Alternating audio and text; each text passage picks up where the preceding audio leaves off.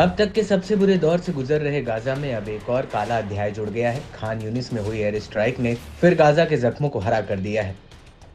Israeli हमलों से तबाह हो चुके पूरे गाजा में सिर्फ एक ही इलाका आईडीएफ ने सुरक्षित घोषित किया हुआ था, यानी कि इजरायली बल आम जन को नुकसान न पहुंचाते हुए इस इलाके में एक भी हवाई हमले नहीं करेंगे। जिसके बाद बड़ी संख्या में गाजा से विस्थापित हुई फिलिस्तीनी आबादी यहां तंबुओं में बसने लगी। हालांकि गाजा से हमास का जड़ से सफाया करने के इरादे से उतरे इजरायल ने रिफ्यूजी कैंप में भीषण एयर स्ट्राइक कर आम लोगों को मौत की नींद सुला दिया। सेफ जोन में हमला करने की खबर जैसे ही सामने आई, उसके बाद से इजरायल फिर से सबके निशाने पर है। दुनिया भर के देशों ने ही नहीं बल्कि यूएन ने भी इजरायल के एयर स्ट्राइक में मारे जाने वाले 90 से ज्यादा लोगों की मौत पर दुख जताया। तो वहीं 300 के करीब लोगों के घायल होने पर इजरायल के खिलाफ एक्शन लेने की बात कही।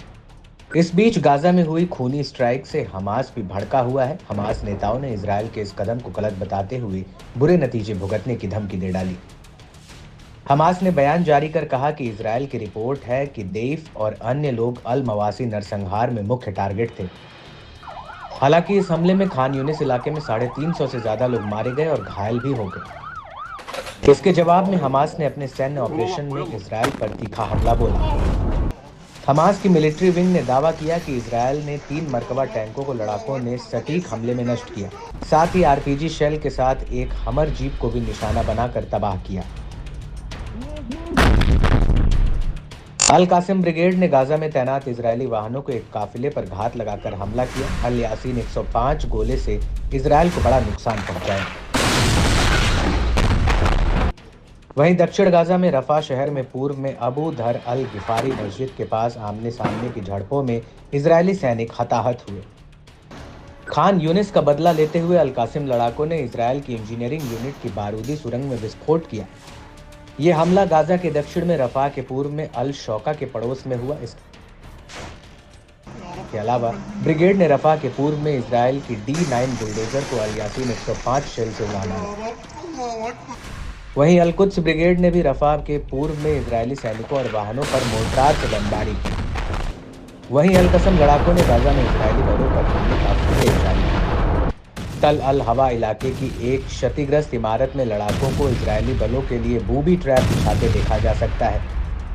इसमें लड़ाके एक इमारत को उड़ाने के लिए उसे विस्फोटकों को फिट कर रहे हैं। इसके लिए लड़ाके हथौड़े की मदद से दीवार में छेद करते हैं। इसके बाद तार के एक सिरे को दीवार से दूसरे छोर पर सुराग के जरिए भेजते हैं। फिर उस तार को विस्फोटकों से जोड़ते हुए खंडहर हो चुकी इमारत में छिपा देते हैं। बताया जाता है कि यह शाहबाज जैसा एक विस्फोट है जिसे EFP कहते हैं।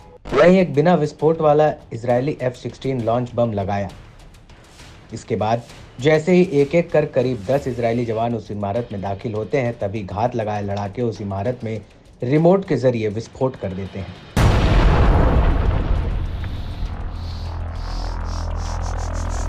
इस दौरान कई जवान हताहत भी हुए, जिन्हें स्ट्रेचर पर ले जाते हुए देखा जा सकता है। खंडहर इमारतों में छिपे हमास लड़ाके बेहद चतुराई से इजरायली बलों पर हमला कर रहे हैं,